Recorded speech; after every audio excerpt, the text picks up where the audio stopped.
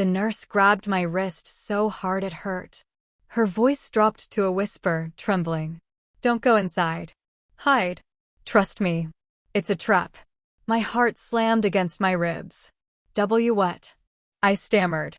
Before I could ask anything else, she pushed me behind a tall medicine cabinet and rushed away. And through the glass doors of the ICU, I saw my husband, the man who was supposed to be dying from a heart attack, standing perfectly healthy, smiling, talking, alive. "My name is Emily Carter." I never believed one phone call could change a life forever. Until that night. It was 2:17 a.m. Rain hammered against the windows of our apartment in Seattle, Washington. My phone rang. Unknown number. I almost ignored it. But something in my chest felt wrong. "Hello," I answered. "Ma'am, this is St. Mary's Medical Center," a calm male voice said. "Your husband, Daniel Carter, has been admitted to the emergency room. He suffered a severe heart attack." The room spun. "What?" I whispered. "That's impossible. He was fine." "I'm sorry," the voice replied. "You need to come immediately." The call ended. My hands shook as I grabbed my jacket and keys. Daniel was only 36 years old. He jogged every morning. He ate healthy. He never smoked. A heart attack didn't make sense. But fear doesn't wait for logic. I ran. St. Mary's Medical Center loomed like a giant concrete shadow. Bright lights. Sirens. Doctors rushing. But something felt off. Too quiet. Too controlled. No chaos. At the reception desk, I gasped, "My husband, Daniel Carter, a heart attack." The nurse typed calmly. "Yes," she said. "ICU. Third floor." No sympathy. No urgency. That should have been my first warning. As I rushed toward the elevator, a woman in blue scrubs stepped into my path. She looked about my age. Dark hair tied tight. Eyes filled with panic.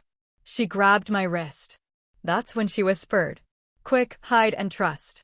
It's a trap." "Excuse me," I whispered back. Her grip tightened. "They're watching," she said under her breath. "You cannot let him see you yet." "What are you talking about?" "My husband is dying." She shook her head violently. "No," she said. "He's not." Before I could react, she pushed me behind a medicine cabinet near the ICU corridor. "Wait exactly 20 minutes, she whispered. "Whatever you hear, don't come out." Then she walked away like nothing happened. I stood there frozen. Heart racing. Mind screaming. What kind of nurse tells a wife to hide from her dying husband? The clock on the wall ticked loudly. Every second felt like torture. I heard footsteps. Murmured voices. Doors opening and closing. I peeked through the glass. And that's when I saw him. Daniel. Standing. Laughing. No machines. No pale face. Healthy. Very healthy. He was talking to a man in a black suit. And then, Daniel smiled the way he used to smile when he lied. My stomach dropped. Daniel Carter was charming. A financial consultant. Smooth talker. Always confident. We met 5 years ago at a charity gala. He made me feel safe. Chosen. Loved. But over the last year, he changed. Late nights. Secret phone calls. Passwords on everything. When I asked questions, he said I was overthinking. I believed him. I was wrong. From my hiding spot, I watched as the man in the suit handed Daniel a folder. Daniel nodded. Then he said something that made my blood run cold. "Once she signs, it's done." She? Me. My knees weakened. "Sign what?" A nurse passed by, blocking my view. When I looked again, Daniel was walking toward the ICU room. Toward the door. Toward me. I panicked. And then, someone covered my mouth. "Shoo," the same nurse whispered. "My name is Rachel Miller." Her hands trembled. "You're not safe here." "What is going on?" I whispered, tears streaming. "Why is my husband alive?" Rachel swallowed hard. "Because he planned this," she said. "And if you hadn't come tonight." She paused. "He would have gotten away with everything." My heart pounded. "Planned what?" I asked. Rachel looked me straight in the eyes. "Your husband faked his heart attack," she said. And you were never supposed to find out. Rachel pulled me deeper into the shadowed corner of the ICU hallway. Her hands were cold. Her eyes kept darting toward the security cameras. You don't have much time, she whispered. Once they realize you're here, everything speeds up. Who is they? I asked. She took a shaky breath. Your husband. And the people helping him disappear. My chest tightened. Disappear? I repeated. Rachel nodded.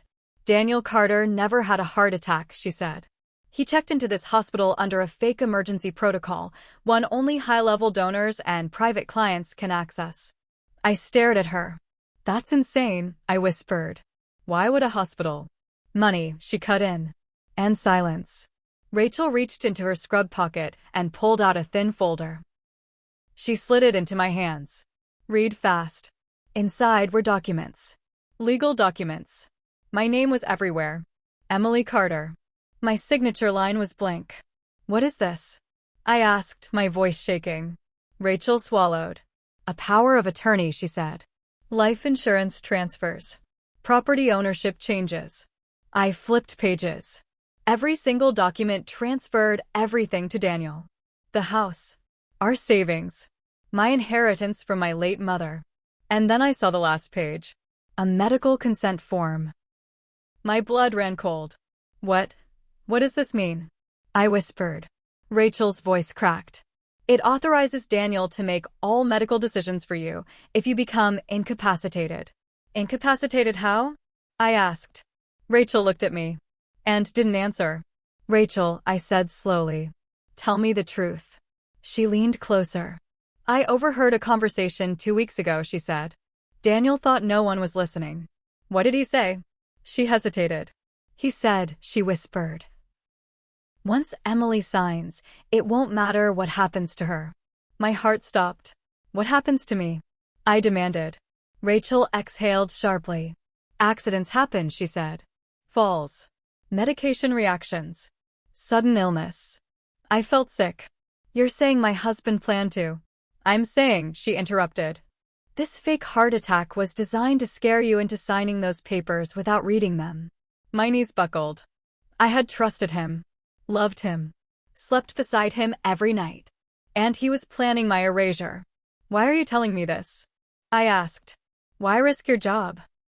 Rachel's eyes filled with tears. Because 3 years ago, she said, I watched another woman sign those same papers. My breath caught. She came in crying, Rachel continued. Her husband said he was dying. She signed everything. And? I whispered.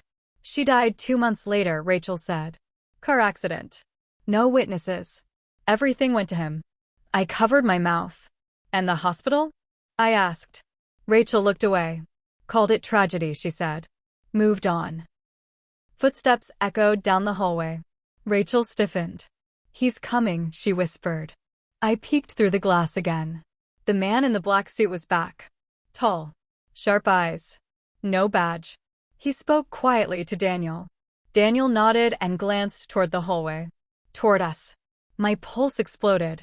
He's looking for me, I whispered. Rachel grabbed my arm. Listen carefully, she said. You need proof. Proof of what? That this was never a heart attack, she said. That Daniel planned everything. How? I asked desperately. She took out her phone. I recorded part of their conversation, she whispered. But it's not enough. What do you need? Rachel looked straight at me. I need you to confront him. Are you crazy? I hissed. He could kill me. Rachel nodded. That's why you have to act normal, she said. Like the scared, obedient wife he expects. I shook my head. I can't. You can, she said firmly. And you must. She handed me a pen. If he asks you to sign, she whispered. Stall. How? Cry, she said. Ask questions. Pretend you don't understand. My hands trembled. And while you do, she continued, I'll activate the recording system in the room. You're risking everything, I said. So are you, Rachel replied softly. Minutes later, I walked into the ICU room. Daniel turned. His face lit up, too quickly. Emily, he said weakly, pretending to struggle. Thank God you're here. I forced myself to cry. Oh my God, I sobbed. rushing to him. I thought I lost you. He hugged me and whispered into my hair. Everything is going to be okay now. I felt nothing but ice. The man in the black suit stepped forward. I'm Mr. Harris, he said. Your husband asked me to help with some urgent paperwork. Daniel squeezed my hand. Just a few signatures, he said gently. In case anything happens to me. I looked at the papers. My name waited. Blink. I picked up the pen. My hand hovered over the page. And then Daniel said, Sign here, Emily. Trust me. The pen trembled in my fingers. One stroke of ink. And I would disappear forever. I stared at the paper like it was a death sentence. I don't understand this, I said, letting my voice shake.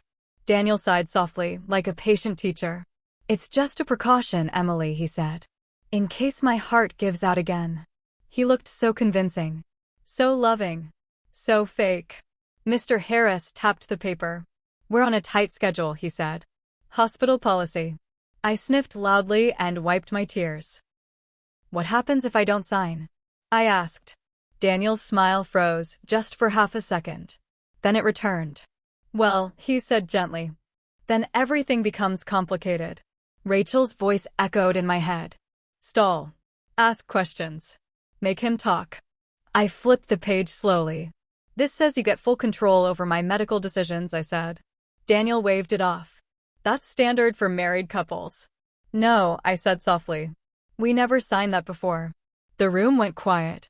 Mr. Harris glanced at Daniel. Daniel's jaw tightened.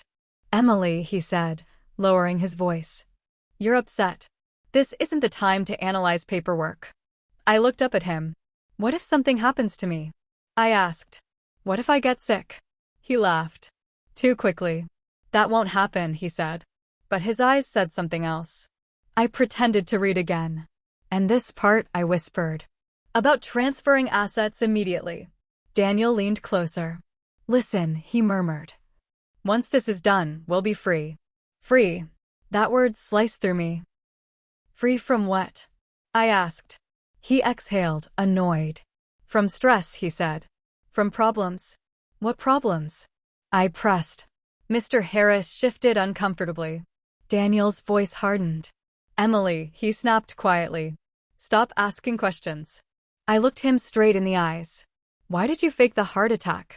Silence. The air turned heavy. Daniel's face drained of color. What did you say? He whispered. You heard me, I said calmly. Why did you fake it? Mr. Harris stepped back. This meeting is over, he said sharply. Daniel grabbed my wrist. You shouldn't have said that, he hissed.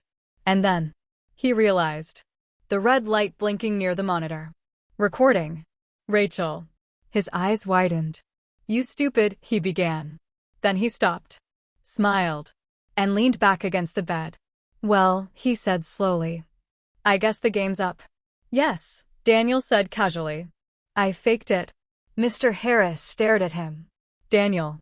It's fine, Daniel said. She already knows. My stomach twisted. Why? I asked. Why do this to me? He laughed. A cold, hollow laugh. Because you trusted me, he said. And trust makes people careless. Tears streamed down my face. I loved you. I know, he replied. That's why this worked. Rachel stepped into the room. And that's why you're finished, she said. Daniel's eyes flicked to her. You, he sneered. I knew you were a problem. Daniel sighed. Fine, he said. Here's the truth. He looked at me. I needed everything in my name, he said. All of it. Why? I whispered. Because I'm broke, he said flatly. Completely. My breath caught. The investments failed, he continued. I borrowed money. Dangerous money. Mr. Harris shifted again. Daniel ignored him. If you signed, Daniel said. And something happened to you. I waited. Your life insurance would clear my debts, he finished. I felt like vomiting. You were going to kill me, I said. Daniel shrugged. Indirectly. Rachel raised her phone. I sent the recording to hospital security, she said. And the police. Daniel's smile finally cracked. You think this matters? He laughed nervously. I can walk out of here. But footsteps thundered outside. Security. Police. Daniel stood up fully now, strong, healthy. No heart attack. No weakness. Just a criminal exposed. He looked at me one last time. You should have signed, he said bitterly. No, I replied. I should have trusted my instincts. As officers burst into the room, Daniel leaned close and whispered, "This isn't over, Emily." Daniel was handcuffed, but my nightmare was just beginning. Police officers flooded the ICU room. "Daniel Carter, you're under arrest for fraud, conspiracy, and attempted homicide." They read him his rights.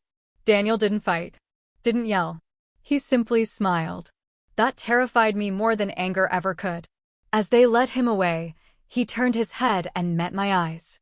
"You think this ends with me?" he said calmly. "It doesn't." Then he was gone. The door slammed shut. And the silence that followed felt worse than chaos. Rachel leaned against the wall, pale. "That wasn't a bluff," she whispered. "What do you mean?" I asked. She swallowed hard. "He had help," she said. "Someone outside the hospital." My heart skipped. "Mr. Harris?" "No," she replied. "He's just a fixer." "Then who?" Rachel hesitated. "Someone you know," she said. The words punched the air from my lungs. 2 hours later, I was allowed to leave. The police said I'd be safe. They were wrong. When I reached my apartment, my door was unlocked. I froze. I was certain I locked it. Inside, nothing looked disturbed. But on the kitchen table, a single envelope. My name written neatly. Emily. My hands shook as I opened it. Inside was a photo of me, taken from across the street. Time-stamped. 1 hour ago. And beneath it, a note. "Daniel planned everything. I'll finish it." I called Rachel immediately. She arrived 10 minutes later, breathless. "That's him," she whispered when she saw the note. "Who?" I demanded. Rachel closed the door. "Daniel's younger brother," she said. "Mark Carter." My blood ran cold. "I've met him," I whispered. "He's always been quiet." "Too quiet," Rachel said. "He handles the parts Daniel can't be seen doing." I sank onto the couch. "He knows where I live," I said. "Yes," Rachel replied. "And he knows Daniel failed." "You need protection," Rachel said. I nodded numbly. "But running won't work," she added. "He'll follow." "What do we do?" I asked. Rachel looked at me with steel in her eyes. "We set a trap." I stared at her. "For him." I posted online. A mistake, on purpose. A public post. Grateful to be home. Hard to believe I almost lost my husband. Rachel grimaced. "He'll see that," she said. "He'll think I'm still clueless," I replied. "And that makes you vulnerable," she said. "Exactly." At 11:43 p.m., the power went out. My heart jumped. Then, a knock. Slow. Deliberate. I didn't answer. The lock clicked. The door opened. Mark Carter stepped inside. He looked just like Daniel. Only colder. "You shouldn't have interfered," he said quietly. My phone vibrated in my pocket. "Police on the way." Rachel hiding in the bedroom. Mark smiled. "You won't live long enough to see them." Mark reached into his jacket and pulled out a syringe. The syringe glinted under the hallway light. Clear liquid. Death in silence.